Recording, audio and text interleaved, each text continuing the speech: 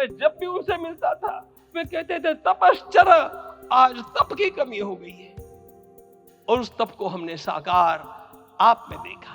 हमने केवल कहा था 3 दिनों तक आपको भूमि शयन करना चाहिए, 11 दिनों से आप भूमि शयन कर रहे हैं। इस कड़कड़ाती ठंड में इस प्रकार का शयन करना, आपकी परम पूजनीय माता जी से मिलकर के मैंने उसको रिकन्फर्म भी किया था कि आपका ये अभ्यास 40 वर्षों का है। 500 वर्षों की प्रतीक्षा के पश्चात यह संभव हो सका। इसके जो अनेक कारण हैं उनके ऊपर तो आलोक हमारे सारे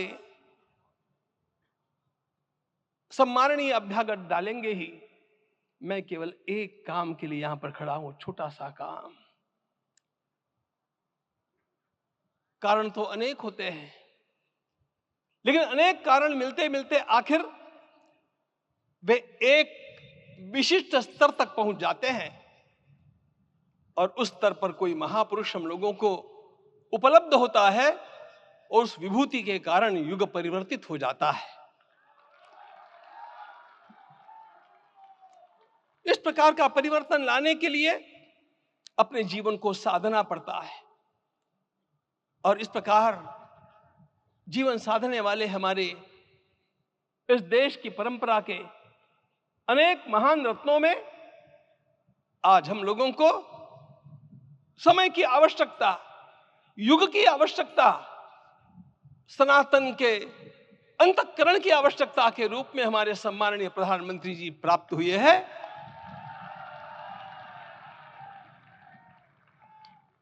यह केवल इस देश का नहीं, यह संपूर्ण विश्व का सौभाग्य है कि आज एक ऐसा राजदर्शी हम लोगों को प्राप्त हुआ।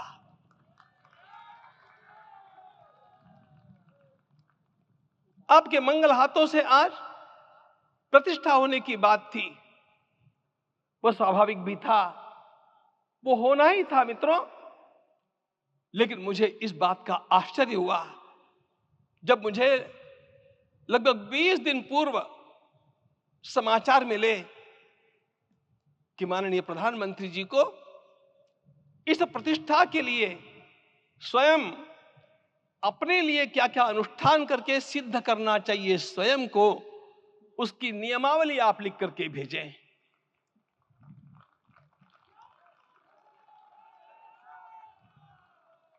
जिस प्रकार का हमारे देश का राजनीतिक माहौल है, कोई भी आकर के किसी भी समय कुछ भी कर्म करके चला जाता है, वो उद्घाटन हो चाहे पौधारोपण हो चाहे कुछ भी हो, लेकिन उसके लिए मैं अपने को सिद्ध करूं, इस प्रकार की भावना कहां होती है?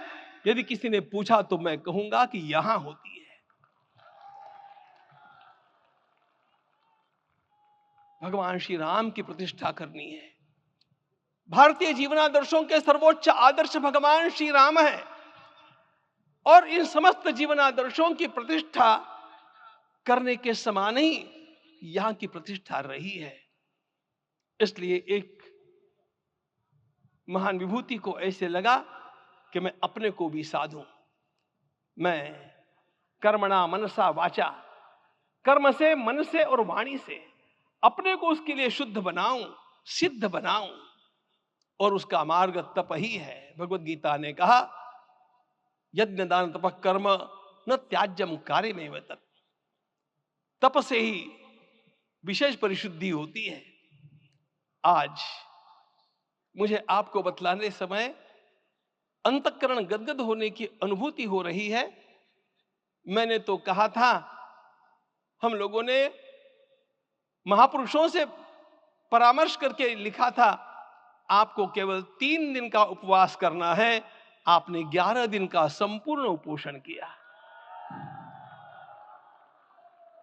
हमने 11 दिन एक भुक्त रहने के लिए कहा था, उन्होंने अन्न का ही त्याग कर दिया।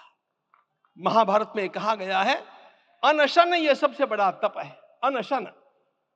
और उसको उनके जीवन में साकार होते हुए मैंने केवल देखा नहीं, मैं थोड़ा तार्किक हूं। आपकी परम पूजनीय माता जी से मिलकर के मैंने उसको रिकन्फर्म भी किया था कि आपका ये अभ्यास 40 वर्षों का है। ऐसा तपस्वी कोई राष्ट्रीय नेता प्राप्त होना यह सामान्य बात नहीं है। वे इन दिनों में हमने कहा था कि आपको विदेश प्रवास नहीं करना चाहिए, क्योंकि सांसर्गिक दोष भी आते हैं। विदेश प्रवास टाल दिया सांसर्गिक देशों के इस दोषों की संभावना के कारण, लेकिन दिव्य देशों का प्रवास ऐसा किया। नासिक से आरंभ किया, गुरुवायूर गए, श्रीरंगम गए, रामेश्वरम गए। इन सारे स्थानों पर जाकर के वहां के परमाणुओं को लेकर के और पूरी भारत माता के हर कोनों में जाकर के मानो वे निमंत्रण दे रहे थे कि आइए दिव्य आत्माओं, अयोध्या पधारिए और हमारे राष्ट्र को महान बनाने के लिए आशीर्वाद दीजिए।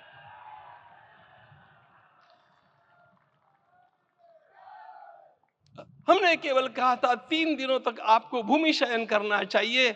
11 दिनों से आप भूमि शयन कर रहे हैं। इस कड़कड़ाती ठंड में इस प्रकार का शयन करना, मित्रों,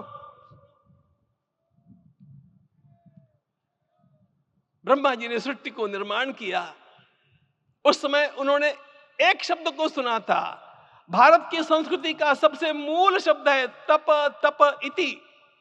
हमारे पूज्य गुरुदेव के गुरुदेव परम गुरु कहा करते थे, कांची के परमाचार्य जी महाराज, तपश्चर। मैं जब भी उनसे मिलता था वे कहते थे तपश्चर।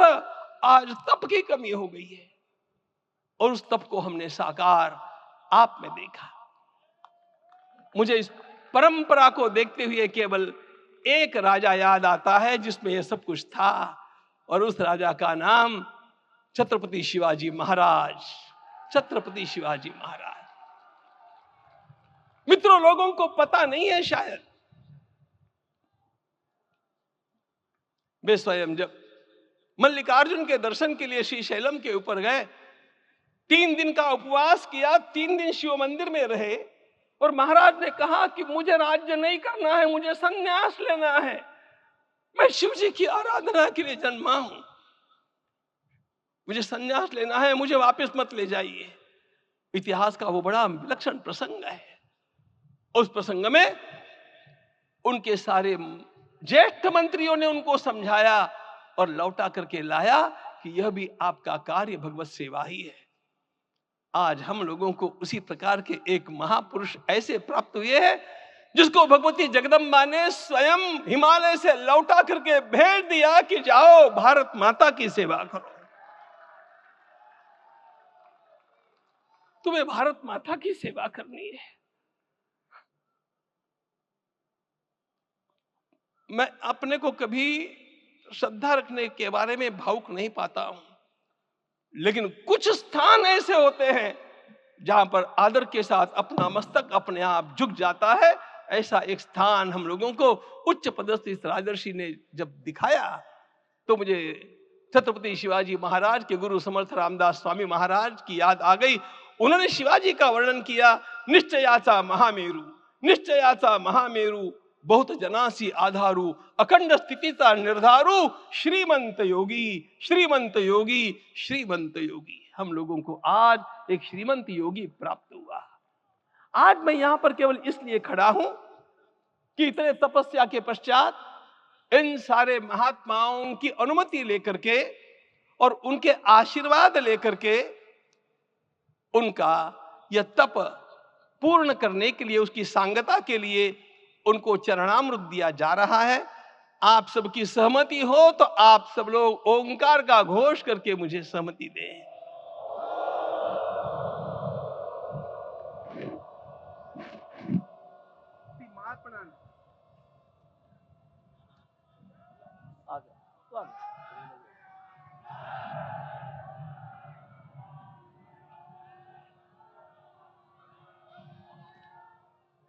अपना उपवास पूर्ण कर रहे हैं माननीय प्रधानमंत्री जी। 11 दिवसीय उपवास को वो पूर्ण कर रहे हैं।